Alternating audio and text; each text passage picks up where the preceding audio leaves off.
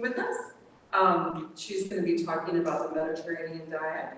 But I wanted to just remind you of some free services we're able to get through our insurance. If you ever have an interest in meeting with a nutritionist, you can do that through MMD Nutrition. To start, you would have a 1-hour consultation. Then your next meeting would be a meal planning meeting. And then you can meet on a monthly basis for follow-ups. Free. I know I've seen a few of you with. Yeah, so this is 100% free, covered through Blue Cross Blue Shield. Doesn't matter if you're on the HRA plan or the PPO plan, you can get this service for free. And I have to say, in my first year here, the nutritionist was kind enough to come to my office to meet with me. I don't know if everybody will do that, but please be sure to take advantage of it. So with that, I welcome you.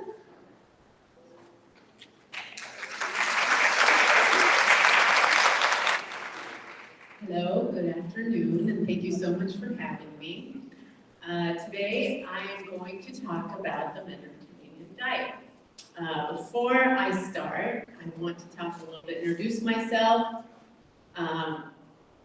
That's me and my family. I have 3 little girls. This was actually taken last year, so they're a little bit older. I've got Layla, she's 5, Christina, she's 3, and then Natalie, she's 2. And I'm actually originally from Jerusalem. I was born and raised there, and we went back and visited. That was with my first daughter, and I was pregnant with my second daughter, but I was born and raised in Jerusalem. I came to the States for college. I went to Liberty University and my undergrad in health promotion. And then I came to this area. I went to Winthrop, and I got my master's degree there in human nutrition. I have a background in, I worked in the hospital for a long time, for maybe 9 years, and I've been doing this one-on-one consulting with my diabetes dietitian, and I love it. It works great.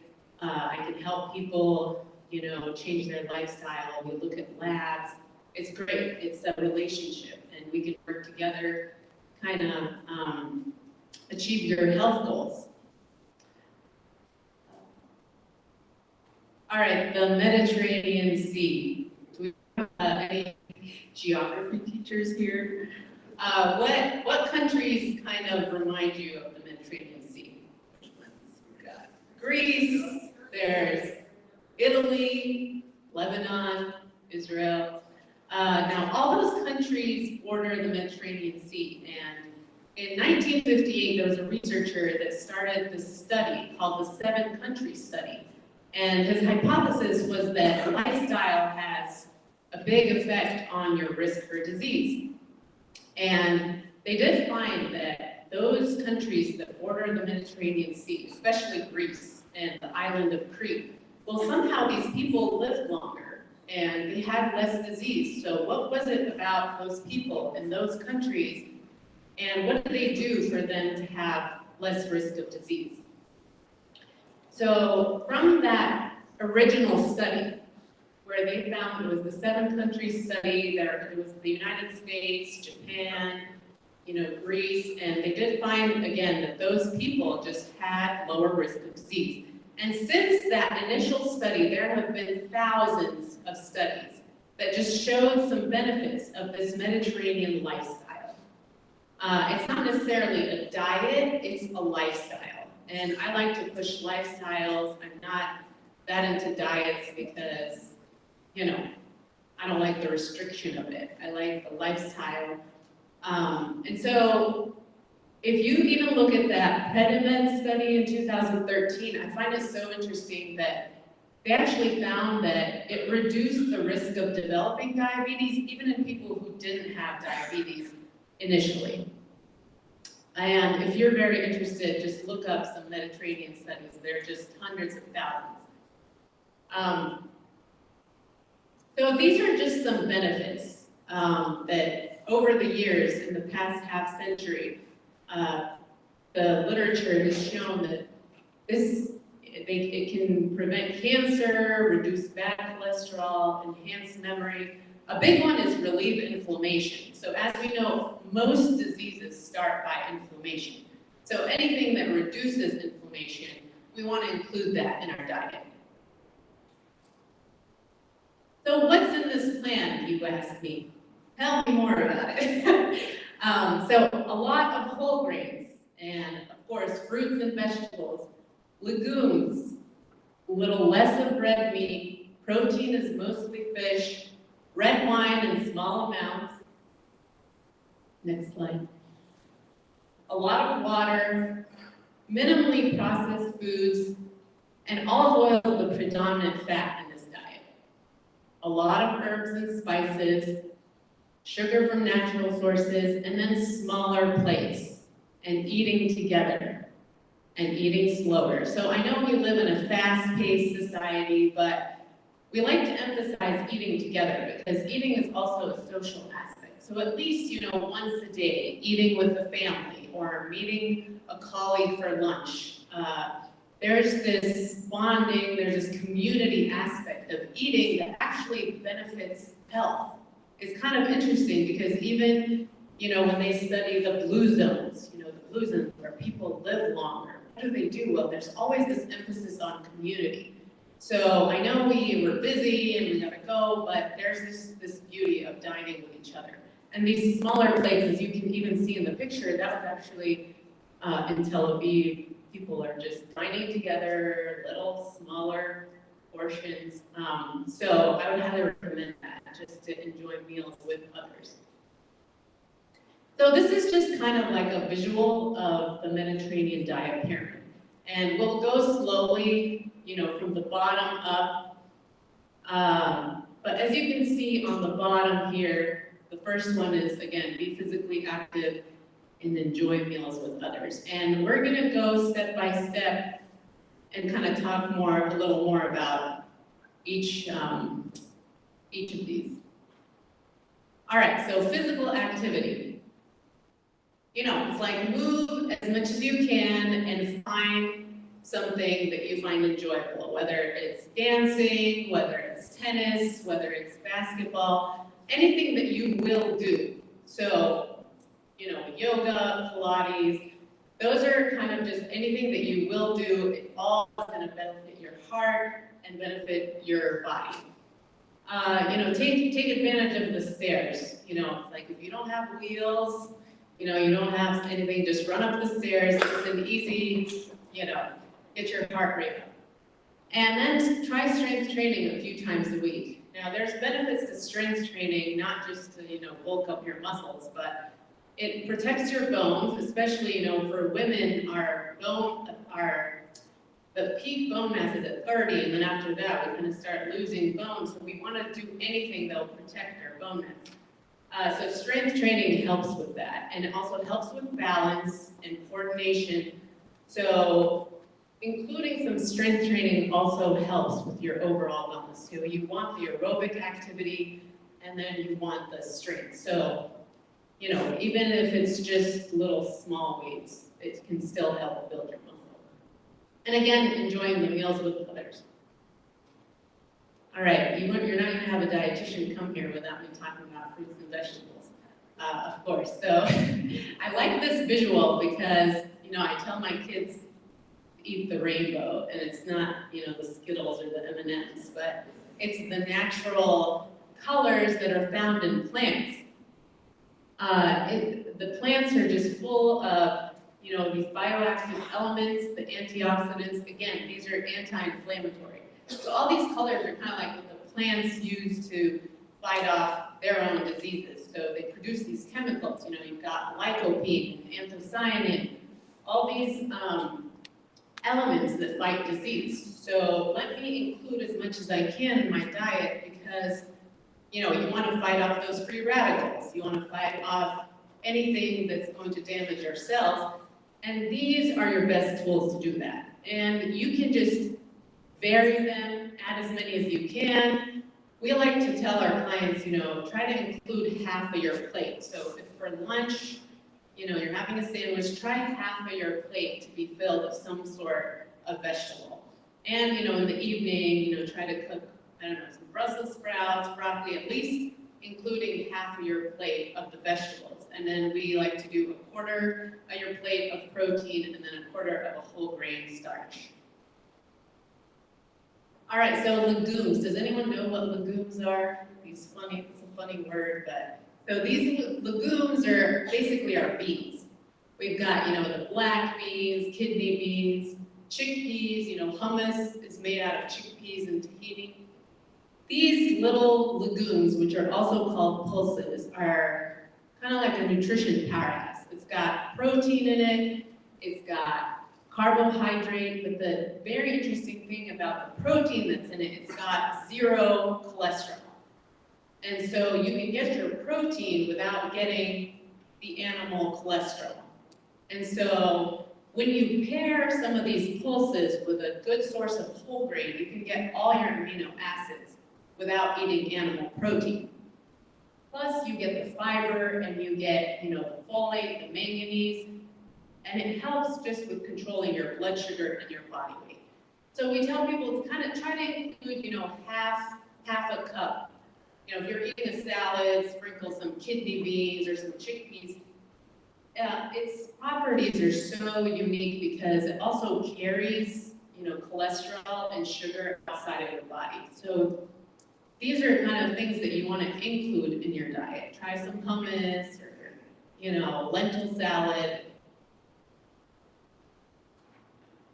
So this is the whole grain, which is next. Now we're still at that base of the pyramid. So we're eating a lot of fruits, we're eating a lot of vegetables, some legumes. And a lot of people shy away from carbs. And in the nutrition world, we really like to distinguish between a whole grain and a refined grain. This is the anatomy of a whole grain. So you've got the bran and the endosperm and the germ. It's basically the whole grain. So it has fiber in it, and it's got some minerals and B vitamins. Now, when you refine something, so that's basically the crackers, the white bread, you're kind of removing all the healthy stuff, and you're just left with the empty carbs. So when we say eat whole grains, we're talking about, I have this next. We've got the whole grain breads, the couscous, whole oats, the quinoa, bulgur. All these are whole grains, and they actually help with fighting diseases. And they also provide that energy that your brain needs to teach your class, or the endurance to run a 5K. You need that fuel, and our bodies use the sugar for fuel. So to think, to run, you need that fuel. I think Trader Joe's does a very good job with having these ancient grains. They have, I love the farro. It comes in like this small little bag, and you just cook it for 10 minutes, and you've got a whole grain or a side for dinner. So here's some just tips to add those whole grains. So, try wild rice or quinoa as a side when you're cooking. Always look for whole wheat or whole grain as the first ingredient. So when you go to the grocery store, it's kind of overwhelming because there's hundreds of breads. So the best way to kind of look at the label is to look at the ingredients and try to see that the first ingredient says something related to whole, so whole grain or whole wheat. So these are the Mediterranean fats that are included in that lifestyle. So there's also, you want to distinguish between the good fats and the bad fats. I know some of it seems a little confusing because it's not like, okay, all carbs are bad or all fats are bad. There are some fats, our bodies use fat to, for our cell membranes. It also protects our organs. Fat also kind of helps to make the good cholesterol. So there are some fats that we want to include. And these are the monounsaturated fats. So you've got the olive oil, the avocados, nuts and seeds, so any and all. So pistachios, walnuts, they each have their own properties. So you can add those as snacks. Has anyone heard of tahini? Does anyone know what tahini is? Yeah. So it's like the sesame paste that's used to kind of make hummus. I use it a lot as a dressing. So you can kind of water it down, tahini, and and lemon and water and just use it as a healthy dressing. It's also a very good source of calcium without having to, eat dairy. And then the omega-3s are found in the fatty fish and the flax and the walnuts, and we'll talk more about those.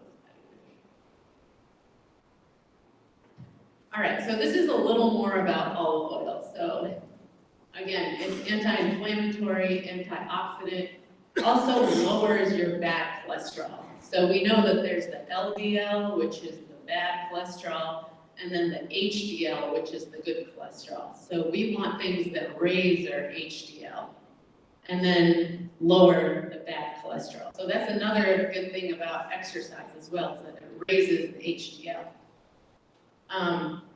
So just a little more about that. The HDL carries cholesterol kind of outside of your body, and the LDL carries it to your arteries. So that's why we don't want too much of the LDL. So I did put a tip here: when you're buying olive oil, try to get the extra virgin olive oil and try to buy it in a dark glass container, because when it's exposed to the light, it loses a lot of its properties, so you don't want to oxidize it. So try to buy it in a dark container. Next is herbs and spices. So a long time ago, like the apothecary used to be herbs and spices. So they have these medicinal properties, and it's great that we can add these things into our food in the kitchen. And it can provide so many anti-inflammatory and antioxidant properties just by using herbs and spices. So add more of those, the turmeric, the oregano, anything that you like, all of them are anti-inflammatory. Oregano has a lot of antioxidants in it, and turmeric as well. And so using those instead of salt is a great idea. And they've also found, people that grill a lot of meats, so it can release some toxins when you grill the meats, but when you cover it with kind of like rosemary or any type of spices, it reduces it by like 80%. So it's a great way to use these spices. Now next is seafood. So we're kind of going up on that pyramid. So we had that base of physical activity, we had the fruits and the vegetables, basically a lot of plant food. We had a lot of plant food. As we go up, you've got the seafood. And you've got the omega-3s, which those are anti-inflammatory. The omega-6s are kind of pro-inflammatory. In the American Western diet, it's kind of like we have a lot of these omega-6s, which is the vegetable oils. And they found that, if you shift the ratio, the omega-3 to less of the omega-6s, then you reap the health benefits. So, any of those, wild salmon, sardines, tuna, they're all great. They've got a healthy source of protein, and then you've got the omega-3s. And if you really just cannot stand the fish, the recommendation is to supplement with 1 gram of fish oil per day. I do recommend taking it at night, unless you want to burn fish oil all day. I recommend taking it in the morning. So it's kind of easier to just take it at night and go to bed. All right, so again, now we're going up on the pyramid. So we've got here, one thing about this Mediterranean lifestyle, there's no such thing as like, okay, this is not included in it. It's just how much are we having of these portions. So up here, we've got the eggs, the cheese, and the poultry, and it's kind of like moderate intake, so daily to weekly. So we just look at that, if you're having like 4 eggs per day, you're like, okay, maybe I should, exchange one of these eggs with something else, or, try to reduce, I don't need, cheese on every single meal, just a reduction of it. And then one interesting thing about feta and yogurt is got the probiotics. And as we know, the health of our gut is very important. We have the good bacteria. So there's things called probiotics. So these are the good bacteria that, are healthy, and they help aid digestion. So we want to include those things like kefir or yogurt or cheese. They have some probiotics in them. The prebiotics, those are things that kind of help also your gut, but they're not the actual bacteria, are found in fruits, vegetables, and legumes. Of course, everyone's favorite good news, you don't have to give up sweets or your red meat. I do like that in this picture, sweets are kind of like, it's a small portion. So less portions of sweets. And when we do eat sweets, trying to really enjoy them. So, if you're at a birthday party, eat a piece of cake, it's okay. But are we talking like a big piece of cake or a piece of cake? Same with the meat, if you like your steak, it's totally okay. You can go out and enjoy your steak. Again, what we talked about earlier, eating as a community, there's people enjoying it. And here comes, the intuitive eating. So enjoying, listening to your body, and including these fun foods, in our lives.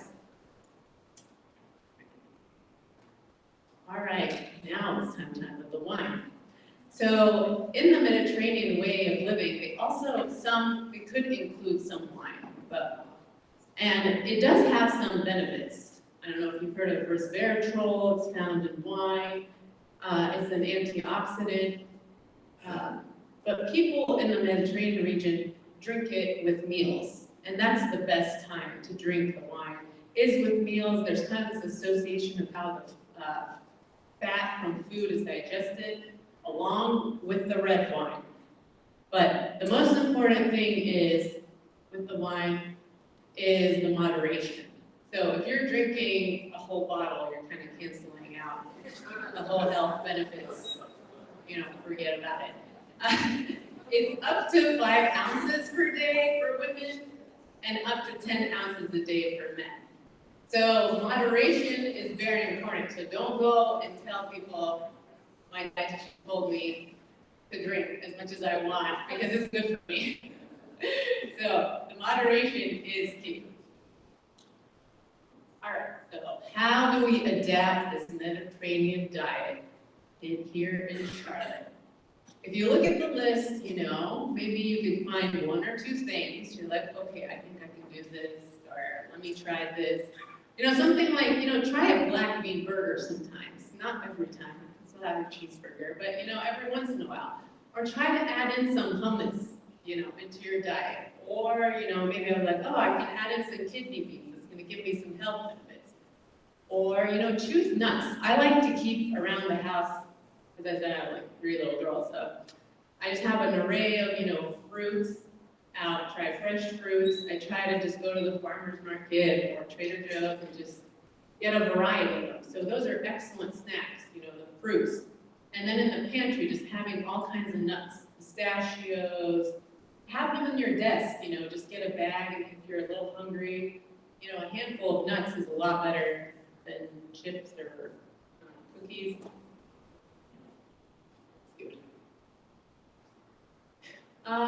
Try to cook a vegetarian meal once a week or switch to whole grains. My favorite is try walnuts with dates for dessert. I told my husband about that, and he, once we buy the dates, it's like all gone. He goes and, so you just take the pit out and you put a walnut in there, and it's dessert with no added sugar. It's excellent.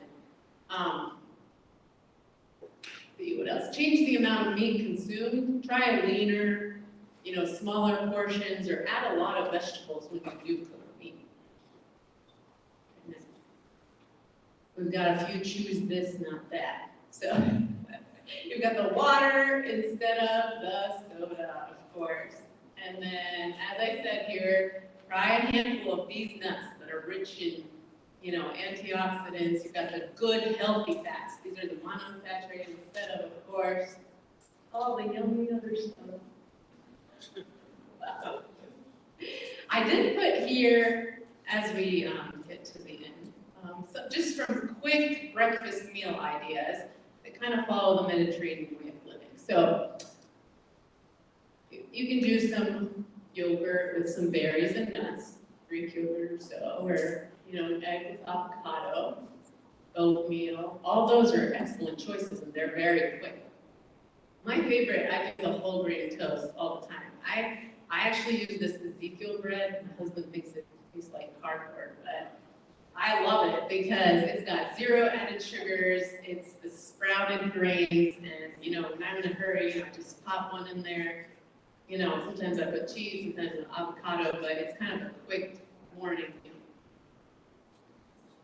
Here are some lunch meal ideas, you know, a hummus wrap. You've got, you know, the quinoa, the arugula, lentils, beans, and then I think next, the dinner. Here's some few ideas for dinner. And then next we've got, these are some online if you're interested. I do like this first website, Old Ways. It's awesome. You can kind of subscribe and they send you once a week, you know, some recipes. The Mediterranean dish is great too. They've got some ideas and they're all pretty quick. I like that one. And then that last website is, of course, My Diabetes Dietitian. We're called My Diabetes Dietitian, but we actually see all kinds, you know, renal, weight loss, IBS, but so it's not just for diabetics. And then that's it. That's me, and that's the website. As I do want to remind you, it's awesome that your insurance can cover. We do. It's me and a team of dietitians. We meet with you one-on-one. We can look at your labs.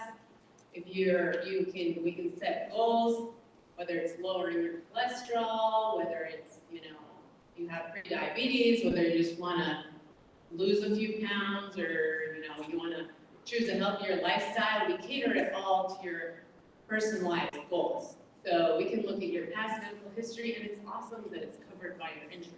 So take advantage of that. Call the office, meet with me one-on-one, you know, and now let me hear your questions. Anyone have any questions? Yes.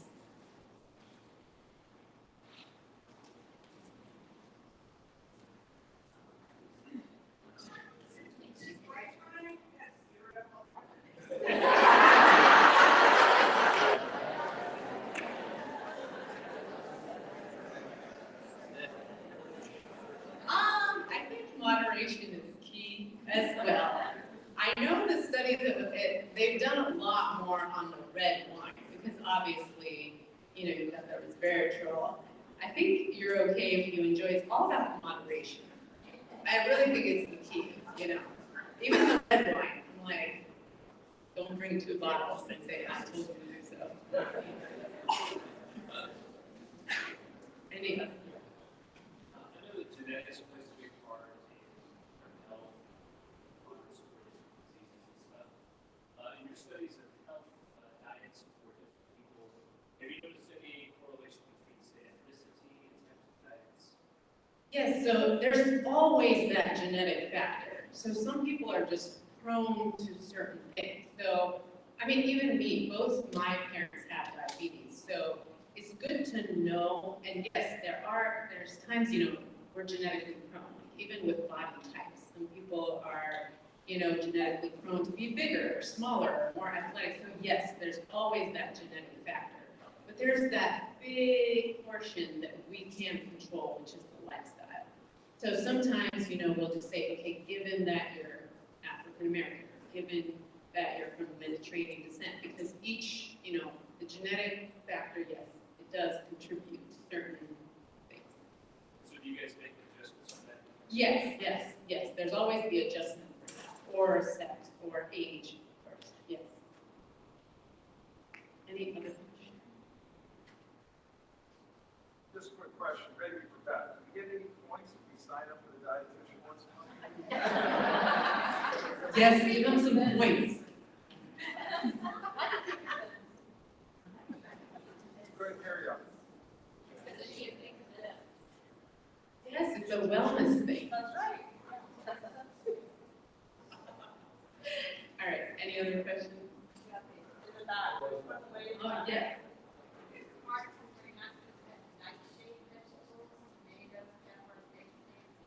Wait, sorry.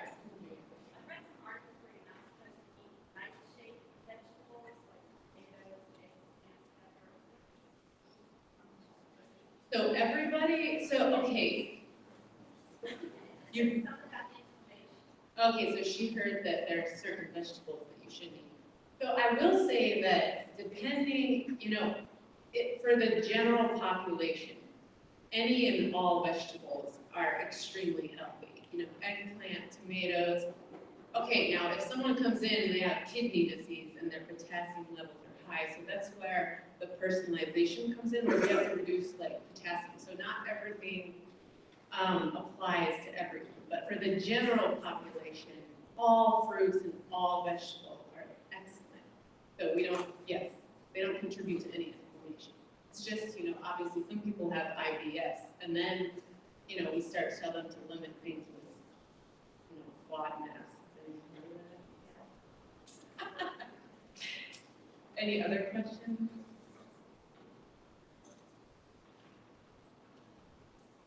That's it.